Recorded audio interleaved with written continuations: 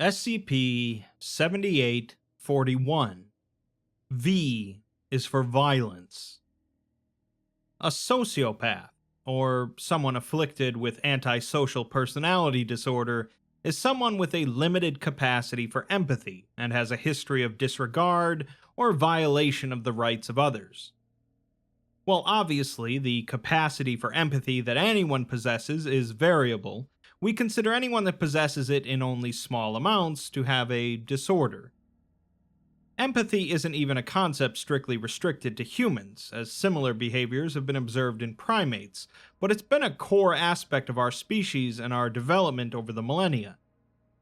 How would our society have got along, however, if no one possessed any empathy?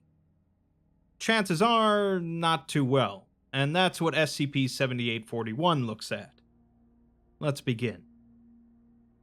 The article begins with, and mostly consists of, large sections of prose, rather than the typical scientific documentation of an SCP. I'll be reading through these sections verbatim. The truck sputters as it runs out of fuel, finally slowing to a halt on the forest path. A second later, the headlights flicker off. That's fine. It has done its last work. Two men get out from the front of the truck, and 6 more climb out from the back. Between them, they hold a metal crate, elongated like a coffin. Dim, faint moaning can be heard from within, echoing in on itself, the sound folding like ruined paper. None of the soldiers, for they are soldiers, in fatigues and night camouflage, pay it any mind, not even when the sound turns into scratching. They've been listening to these sounds for days now. Weeks. They leave the corpse of the 7th soldier inside the truck, pilfered and opened and naked in all respects. Before they began this great journey, they drew lots, and the unlucky 7th was selected for the role of food. He'd been happy to take the bet, but less happy to honor it. That is the way of the world. The sky burns red. Fire pours over the horizon. Briefly, the 2 men, grim in stature and purpose, turn back to look at the revelation. Idly, the one in charge, all curly hair and stern brow, rubs his shoulder, rubs the blank patch that once held a flag. Then, their purpose remembered, they continue their march. If anything, their speed increases. There is only so long left, after all. SCP-7841-ZA is given the object class of Safe, and the containment procedures explain that it's to be stored in a containment cell located at Site-29. Restraints are to be utilized so as to prevent it from escaping or attempting self-harm, and guards are forbidden from injuring or inflicting pain on it unless specifically requested by research personnel. Preparations to transport it to Site-Elapse are underway, and for this purpose, a partnership with the Zakosian military has been enacted, once a suitable corridor through Luanian opened and Site-Elapse has been cleared of LEA branch personnel. Through these means, a new world will be enacted. The prose continues. This man with curly hair keeps a hand on his holster as he forces his way through the undergrowth of the forest, suspicious green eyes flicking this way and that. With the current situation, he does not imagine the Luanian archaeologists will be eager to die for their dig site, but there's always the risk of wild animals. Wolves and boars and griffins looking for food. These days, everything is looking for food. This man's name is Bale. From his pocket he pulls free a bar of woven grass and tears free a chunk of it with his teeth. The chewing is harsh, but his stomach is sated. Bale was a soldier of the nation of Zakos, working for the national branch of the SCP Foundation. He has never once felt loyalty to nation or organization, But today he feels something that is perhaps its cousin, the obligation for human survival. Human continuation does not require humanity per se, but he feels nonetheless that this is his altruism. Once, when all this began, he had teams upon teams of researchers to draw upon. Now he has nothing but these 7 and their cargo. Bale has no issues with that. Only these 7 remain because only these 7 can be predicted. Their petty desires and ambitions can easily be redirected to the paths he needs. Anyone more intelligent than that has been purged. Sir? His companion, a woman with blonde hair like straw, looks around the dark fearfully.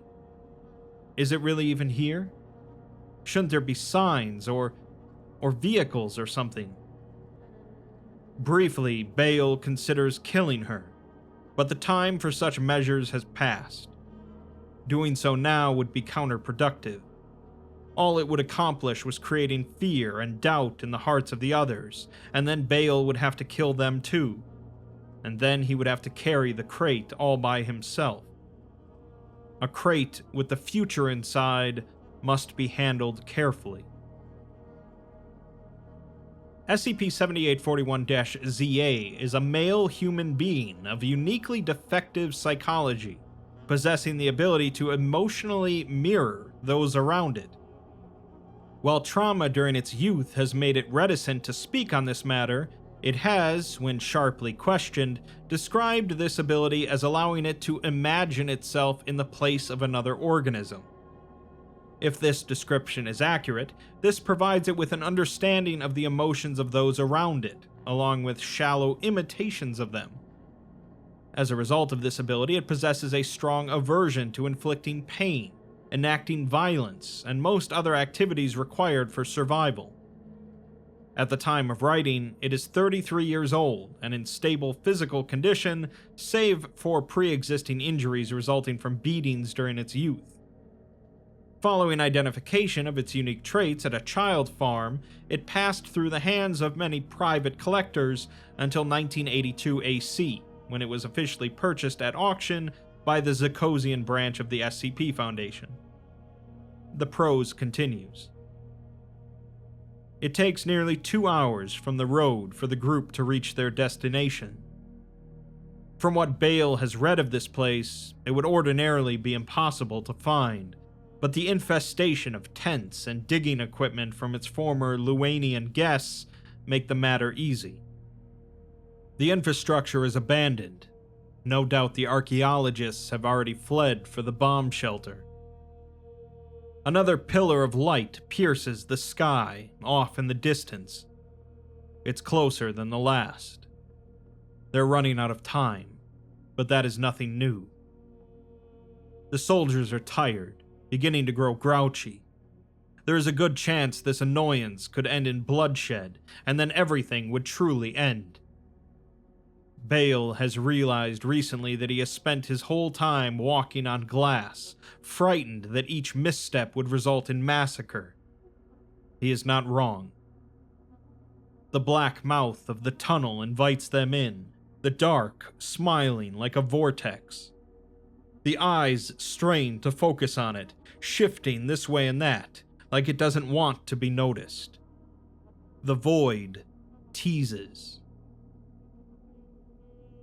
We're then given an addendum consisting of a note from Director Bale, which reads, "This world is dying. Who would deny that? The plague storms spat out by Antusia, the butcher dukes of Cezaleon cutting their way down the continent, the gray-eyed dancer screaming over the radio. Turn any way and you see a horror, and all of them look like us.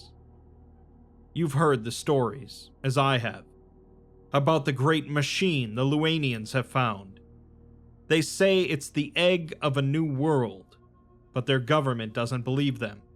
Our government doesn't believe them. I believe them. So what? Perhaps this is not our first go-around, they say. Perhaps we can do better next time. Perhaps.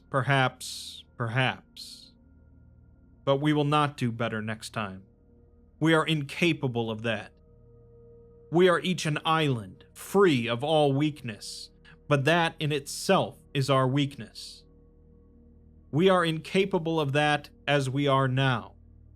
But what if that did not have to be the case? We have the yoke of the new world right here, after all. The prose continues on. The march through the tunnel is longer than the march towards it. For hours and hours they march on, tiring as the earth shakes and shakes. The bombings have intensified, towns and cities being wiped off the map in mass. But even as fire licks the earth, and the seas boil and the ground crumbles, the tunnel does not budge. It was made by stranger hands. Endless windows line the walls of the tunnel, and through them they see wonders. Machines they have no names for, scientific impossibilities, things that would scald the pages they were recorded in. Most things are gazed at in wonder, others pointedly looked away from. And always the walking. One of the soldiers falls, exhausted, and they leave him. It is more than possible to carry the coffin with 5. Long minutes pass, and he does not catch up. They forget him. Finally, the tunnel opens up into a space like an atrium, or maybe a control center. Computers line the walls, coiled together like roots or mating snakes, stretching all the way up to the ceiling, and in some places piercing right through it. The whole place was like a mess of things growing through each other, and it stank. It stank of birth. Bale's eyes flicked around, and a rare grin slowly spread across his empty face. Everything is as the spy photos suggested. This could work. This will work. We're given another addendum mentioning Operation Nix, consisting of an automatic notification. Mobile Task Force ADRI 91 has departed from Site 29 to begin the final operation, and all personnel not participating in the operation are to report to their designated shelters. Personnel not yet provided shelters are to remain at their posts until they are otherwise updated. The prose continues. The template chamber is like the bowl of a goldfish, full of viscous liquid swirling in sympathy with its occupant's movements. SCP-7841-ZA is dropped in from above, his diminutive form somehow even more pathetic when wet. His face has been smashed in many times, every feature misaligned. His arms and legs are crooked from similar abuse, his whole body twisted. He is nearly blind. His teeth are long gone. It is doubtful that his nose works. All else is unspeakable. One of the soldiers tells another a joke, nodding at the living corpse. Their laughter is cruel. Bale decides the hours have been too long. First, he tells them the risk of infiltrators still remaining within the facility. Then he has them split up to perform a security sweep. Then he stalks them individually and kills them with his hands so as to not make too much noise. Bale has lived for a long time. He knows well how to end the lives of others. By the time he returns, SCP-7841-ZA has woken up. His eyes are painted with cataracts, but Bale knows that he is seen. The young man, made old by suffering, opens his mouth to speak, but all that comes out are bubbles. He will not speak again during this lifetime. Bale considers skipping this final formality, but he feels that he would fail in something vital if he did. He needs to speak here, before everything begins. "Hello," he says. For the first time in his life, he sounds uncertain. The floating man peers at him through the water. "The world has ended," he explains, as if he is a lecturer. "This time, there will be no survivors. The fire will rip through the cities, through the towns and villages, through the shelters. All our lives would be compost for the forests, and then," he waves a hand, gesturing to the space, "we will be born again, from here. This installation has recreated us, again and again, since time immemorial. We were very lucky this time. I do not think we'll last as long upon the next. We are not a species built to last. You know that." Slowly, the living corpse closes its eyes. It seemed to despair already, but that has somehow intensified. "I think you are a species built to last," Bale declares, his sudden confidence cutting through the dark. "A symbiote, not a parasite. A people with the ability to know each other, truly know each other, without petty selfishness and hungers driving them apart. Or at least, perhaps not as much." These aren't the right words. They sounded grander in my head, but this is the closest I can get. I don't know if I even believe them, truly, but the young old man nods. Bale blinks. "You'll do it?" he asks, mouth dry. "You'll be the template?" The young old man nods. "You won't live to see the new world, you know," Bale warns. "It will be many hundreds, if not thousands of years before—" The young old man nods. Bale wastes no more time. In a flash, he is at the machinery, playing buttons and sliding dials as if he were born for it. Sweat pours down his forehead from the long trek up to this point, but the fatigue does not so much as shake his hands.